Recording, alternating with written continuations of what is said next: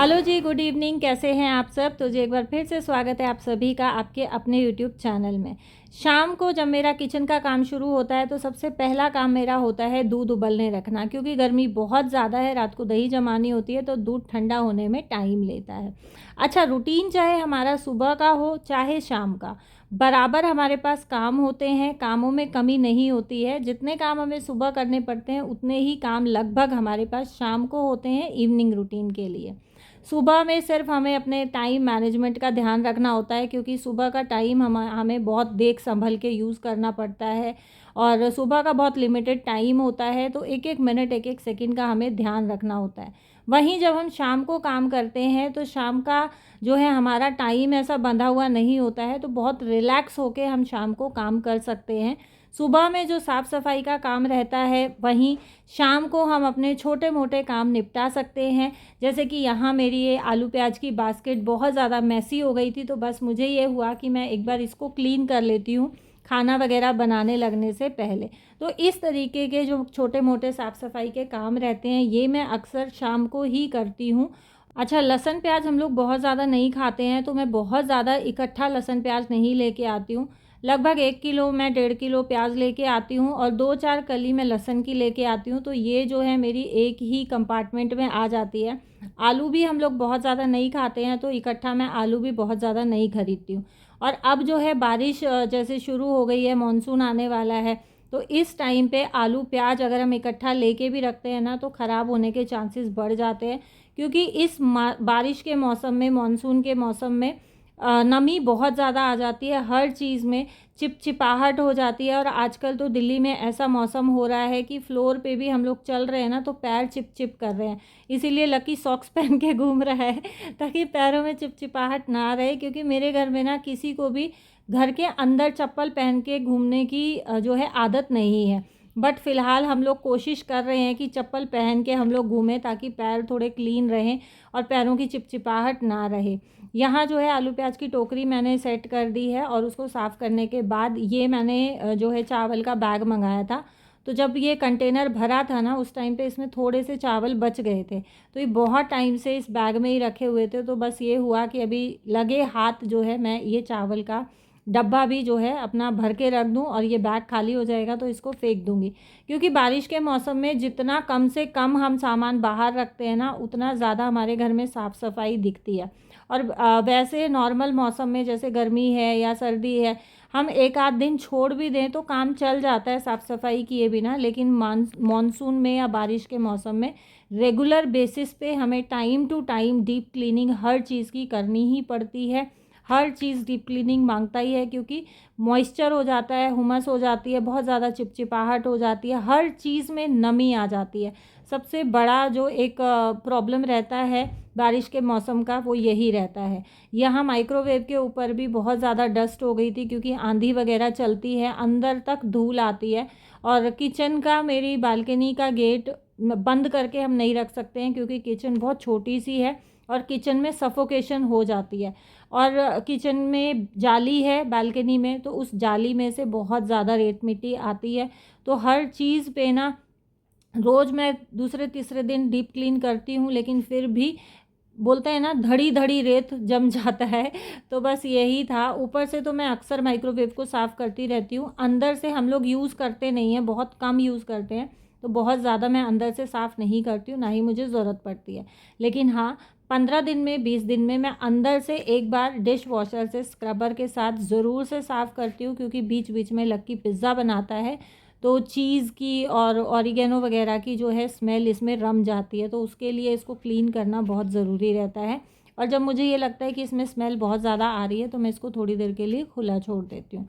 अच्छा, एक बहन ने पूछा था कि फ्रिज में स्मेल हो जाती है तो उसके लिए क्या करें, या माइक्रोवेव में स्मेल हो जाती है तो उसके लिए क्या करें।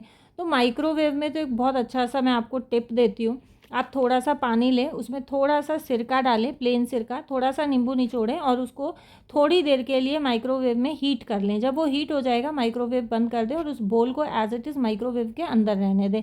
तो वो जो विनेगर और नींबू की जो महक रहेगी ना, उससे जो अंदर का जो एक स्ट्रॉन्ग महक माइक्रोवेव में हो जाती है, वो अपने आप से रिलीज़ हो जाती है और माइक्रोवेव की स्मेल ख़त्म हो जाती है। अगर ये चीज़ आप नहीं करना चाहते हैं, तो मैंने फ्रिज क्लीनर आप लोगों के साथ शेयर किया था। सिरका, नींबू, थोड़ा सा मीठा सोडा और थोड़ा सा डिश वॉशर, थोड़े पानी में आप मिक्स कर लें, गरम करके पानी निवाया कर लें तो ज़्यादा बेटर होगा, अदरवाइज़ आप नॉर्मल वाटर में भी इसको मिक्स कर सकते हैं। इसका आप spray time to time microwave में करके और कपड़े से साफ़ कर दें तो भी माइक्रोवेव में स्मेल नहीं होती है। अच्छा, आज ना सुबह से ही हम लोगों का प्लान था कि शाम को मॉल जाएंगे ग्रॉसरी लाने, क्योंकि जून का महीना लगभग एंड होने पे है और इस महीने मैंने ग्रॉसरी नहीं ली थी। सुबह हस्बैंड बोल के गए थे कि मैं शाम को जल्दी आऊँगा तब चलेंगे, बट अभी अचानक हस्बैंड का कॉल आया कि उनकी कोई अर्जेंट मीटिंग आ गई जिसके लिए उन्हें गुड़गांव जाना पड़ेगा और वो लेट हो जाएंगे। तो हम तीनों मम्मी बेटा निकल लिए ग्रॉसरी लाने, क्योंकि दालें मेरी बिल्कुल ख़त्म हो रखी हैं, चने वगैरह हैं, मसाले वसाले हैं, तो ये बिल्कुल ख़त्म हो रखे हैं कुछ आइटम्स जो मुझे अर्जेंट बेसिस पे चाहिए ही थे। और ऑनलाइन जब आप मंगाते हो ना तो एक पैकेट के साथ डिलीवरी चार्ज इतना लग जाता है कि बस ये लगता है कि नहीं जाके ही ले आते हैं। तो बस यहाँ ग्रॉसरी के साथ या फिर जो हमें चीज़ों की ज़रूरत थी उनके साथ बच्चों ने कुछ अपना खाने पीने का चटर पटर भी लिया, क्योंकि बच्चे जब साथ आते हैं ना तो ऐसा नहीं होता कि बच्चे अपना चटर पटर छोड़ दें। तो ये तो बच्चों का चलता ही है और ये हर बच्चे में आदत होती है, चाहे बच्चे बड़े हैं चाहे बच्चे छोटे हैं। कई बार हमारा भी मन कर जाता है ग्रॉसरी लेते हुए कि नहीं यार ये वाला बिस्किट ले लेते हैं, ये नमकीन ले लेते हैं, ये चिप्स अच्छी लगती है ये ले लेते हैं। मेरे साथ तो ऐसा बहुत होता है। हेलो जी, गुड मॉर्निंग, कैसे हैं आप सब। तो जी जस्ट अभी सो के उठी हूँ और टाइम हुआ है सुबह के 4:30 बजे का। आज थोड़ा सा जल्दी उठी थी क्योंकि मैं सोच रही थी एक लॉट कपड़े तो ये है जो स्टैंड पे रखे हुए हैं बुधवार के। कल थर्सडे था, कल कपड़े धुले नहीं, ये मुझे पानी में से निकालने थे, ये भी मैंने नहीं निकाले क्योंकि कल बहुत तेज़ बारिश हुई थी और दिन में भी बारिश जैसा मौसम था, हल्की फुल्की बूंदाबांदी चल ही रही थी। उसके बाद शाम को जो है मौसम साफ़ हो गया था तो मुझे ये लगा कि ये मैं सुबह जल्दी उठ के और एक लॉट कपड़े ये और एक दो लॉट और हैं तो इनको सबको मैं आज निपटा दूँगी, तो मेरा 8 बजे तक 8:30 बजे तक कपड़ों का काम ख़त्म हो जाएगा। बट अभी जब मैं सो के उठी ना, इतनी तेज़ धुआंधार बारिश हो रही है और मुझे नहीं पता कब से बारिश हो रही है क्योंकि कंपाउंड में पानी भरा हुआ है, तो ये काफ़ी देर से बारिश हो रही है। मैं जैसे ही रूम से बाहर आई पानी की आवाज़ आई और मुझे एकदम से लगा कि हमने कौन सा नल खुला छोड़ दिया, इतनी तेज़ पानी की आवाज़ आ रही है। बाहर जाके देखा तो बारिश आ रही थी। आवाज़ शायद आप लोगों को भी आ रही होगी वीडियो में, किस किस के यहाँ बारिश शुरू हो गई है और किस किस के यहाँ मौसम ठंडा हो गया। हमारे यहाँ मौसम तो ठंडा हो जाने वाला है क्योंकि कल भी बारिश हुई है, परसों भी बूंदाबांदी हुई है और आज भी बहुत तेज़ बारिश हुई है, तो मौसम तो डेफिनेटली ठंडा हो जाएगा। गर्मी से डेफिनेटली थोड़ी बहुत राहत मिलेगी, लेकिन अब कपड़ों की टेंशन बढ़ने वाली है कि कपड़े मैं कहाँ सुखाऊंगी, कैसे सुखाऊंगी। और एक स्टैंड पे तो कितने ही कपड़े आएंगे, सोफ़े पे मैं बहुत ज़्यादा गीले कपड़े डाल नहीं सकती हूँ, तो ये टेंशन मेरी बढ़ने वाली है।